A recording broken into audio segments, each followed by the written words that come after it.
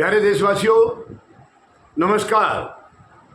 आज मैं आपके साथ चर्चा करना चाहूँगा जो दर्दनाक विमान हादसा हुआ है 2 दिन पहले अहमदाबाद में AI-171 फ्लाइट का, यानी बोइंग 7878 जो विमान था, उसके बारे में बात करना चाहूँगा। ये बहुत ही दर्दनाक हादसा हुआ। देखिए, हादसा तो हादसा होता है, वो सारे दुखद ही होते हैं, लेकिन ये जिस तरीके से हुआ है, ये बात बिल्कुल हजम नहीं हो रही है। ये आपको मैंने आपसे इसके ऊपर कुछ चर्चा की थी। ये बात बिल्कुल हजम इसीलिए नहीं हो रही है। सबसे पहली बात तो इस विमान को बड़ा सुरक्षित माना गया है और डबल इंजन है इसमें। इसका नाम भी ड्रीम लाइनर है। अब ये ड्रीम लाइनर की बजाय अब तो ये डेथ लाइनर साबित हुआ है।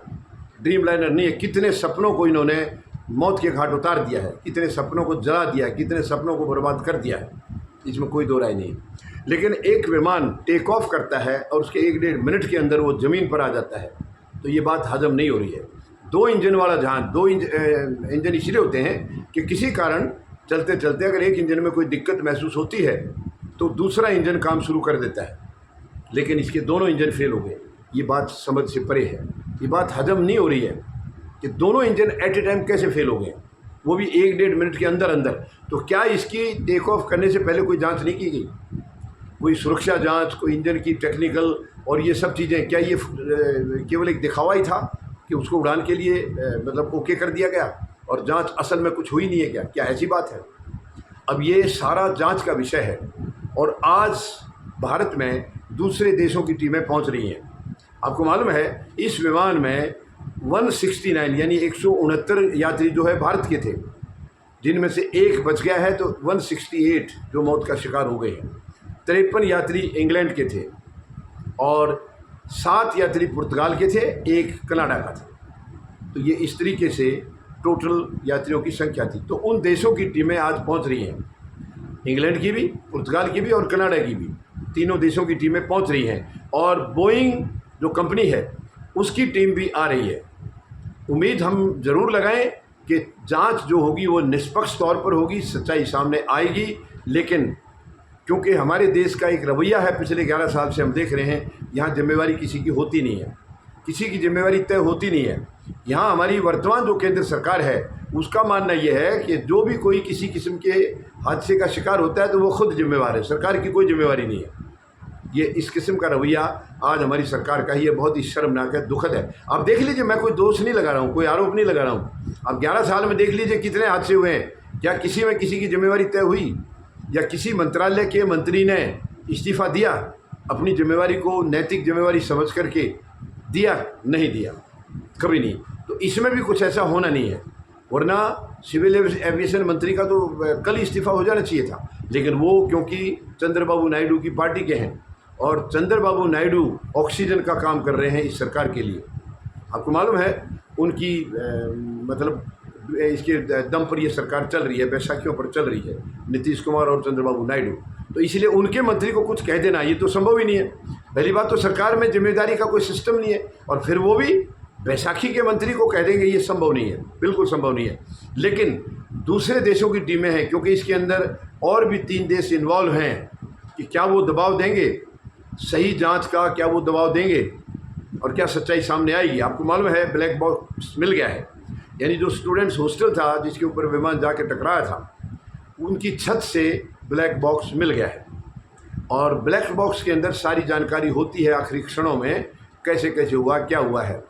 यानी कोई बातचीत हुई है एयर ट्रैफिक कंट्रोल के बीच और पायलट के बीच हुई तो क्या हुई, क्या किसने क्या जानकारी दी है, वो सारी चीज़ें उसमें रिकॉर्ड होती हैं। या और क्या वजह रही होगी इस हादसे की, वो तकरीबन उसमें जानकारी मिलती है। लेकिन ये सब जांच का विषय है। मगर उम्मीद मैं यही लगा सकता हूँ कि क्योंकि दूसरे देशों की जो है ना टीमें इन्वॉल्व हैं, तो शायद मजबूरी में इसकी सच्चाई सामने आ जाए, क्योंकि ये बहुत ही दुखद हादसा है। देखिए, हादसा कोई चीज़ चल रही है, गाड़ी चल रही है या प्लेन चल रहा है, चलते चलते अचानक से कोई चीज़ आए वो एक अलग बात है। एक प्लेन टेक ऑफ कर रहा है, तो क्या टेक ऑफ से पहले जो भी इनकी सारी चीज़ें ज़रूरी होती हैं, चेकअप्स, क्या वो सारे नहीं किए गए? अगर किए गए तो कहाँ है उसका कोई सर्टिफिकेट किसी ने साइन किया है? ये पूरी तरह से दोनों इंजन के बारे में और बाकी भी जितनी भी टेक्निकल जो चीज़ें होती हैं, सब के बारे में चेक प्रॉपर हुआ या नहीं हुआ, हुआ है तो क्या उन्होंने लिखित में सर्टिफिकेट दिया है तो क्या अब उनकी जिम्मेवारी तय होगी? यानी टेक ऑफ करते ही तुरंत 1-1.5 मिनट के अंदर दोनों engine at a time fail होना, ये समझ से परे है। ये बात किसी भी तरीके से हजम नहीं हो रही है। लेकिन अब यही है कि उम्मीद हम लगाएं कि ज़रूर, क्योंकि दूसरे देशों की टीम इन्वॉल्व है, इंटरनेशनल लेवल का मामला हो गया है, तो ये जांच भी एक किस्म से इंटरनेशनल जांच होगी। तो इसमें हम ये उम्मीद लगा सकते हैं कि दूसरे देशों के दबाव की वजह से शायद सच्चाई बाहर आ जाएगी। लेकिन अभी तक सरकार की तरफ से कोई ऐसा एक्शन नज़र नहीं आया है कि किसी मंत्रालय ने अपनी जिम्मेवारी ली हो, या DGCA ने ली हो, या एयर इंडिया ने। यानी अभी तक कुछ भी सामने आया नहीं है कि ये आखिर गलती किसकी रही है। इतनी सारी ज़िंदगियां जिसने ली हैं, इतने सारे सपने जिसने बर्बाद कर दिए हैं, इतने सपनों को जला करके राख कर दिया है, आखिर इस हादसे का जिम्मेवार कोई तो होगा। किसी की तो चूक रही होगी, वरना ऐसे कैसे हो सकता है? जिस विमान है उसको आसमान में उड़ना है, ज़मीन पर नहीं उड़ना है, उसको आसमान में उड़ना है। और आसमान में उड़ने के लिए दोनों इंजन एट ए टाइम ख़राब है, इसका मतलब उनका सुरक्षा चेक किया नहीं गया है। टेक्निकल जो जांच थी वो की नहीं गई है। अगर की गई है तो लापरवाही से की गई है, केवल एक दिखावा और फॉर्मेलिटी किया गया है। लेकिन ये अब जांच का विषय है, सारी सच्चाई जांच के बाद पता लगेगा। लेकिन हम उम्मीद लगाते हैं कि शायद इस बार ज़रूर जिसकी गलती रही है, जिसकी चूक रही है, वो चीज़ सामने आएगी, क्योंकि मामला केवल भारत का नहीं है, इंटरनेशनल मामला है। तो हम उम्मीद लगा सकते हैं कि जांच का हम इंतज़ार करें और सच्चाई शायद बाहर आएगी, और जो भी जिम्मेवार हैं, जो भी दोषी हैं, उनको उनकी औकात दिखाई जाएगी, ऐसा मैं विश्वास करता हूँ। धन्यवाद। जय जवान, जय किसान, जय हिंद।